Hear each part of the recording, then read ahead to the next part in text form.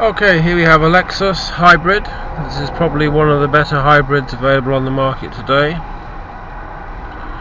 Being Toyota's flagship, you would expect a very high quality with this vehicle.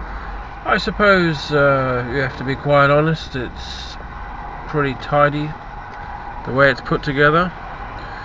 The dashboard is nicely styled. It's very much like more of a cockpit. The instrument panel is nicely laid out. It's very clear and precise, and it's not confusing. There's not too many buttons to do too many tasks.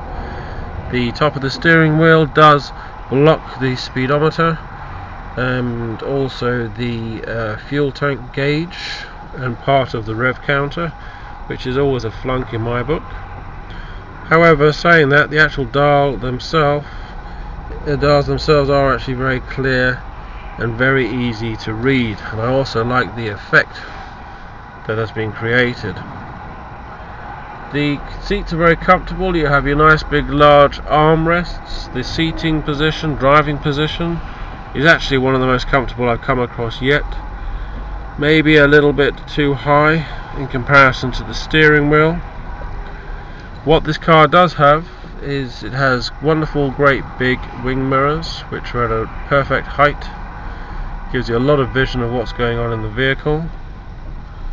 The rear view window is actually quite small, although it does offer adequate vision of the traffic and the road behind you.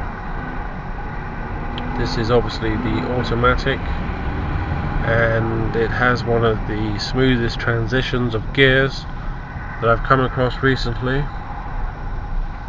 The general ride of this vehicle is exceptionally smooth, and I have to say that Toyota seem to have really created a good product here.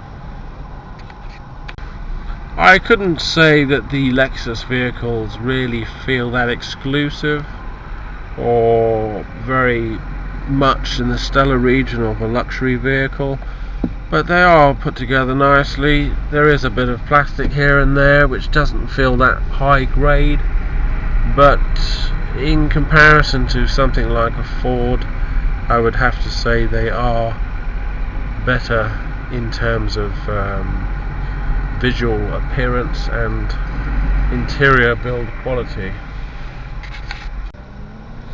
This vehicle doesn't stick around. It's actually very shifty.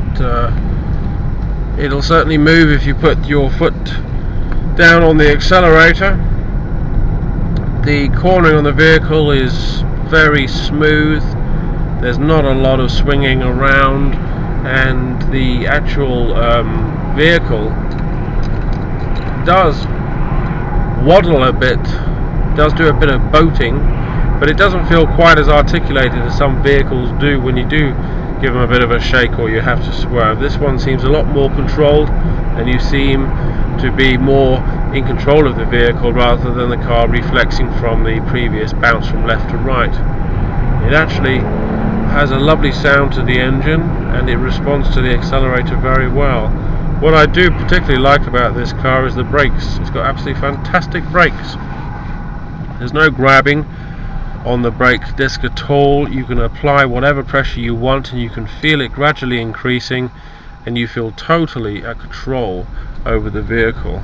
A lot of car manufacturers do not get it right with the brakes, but with this car I would say it's actually absolutely spot on.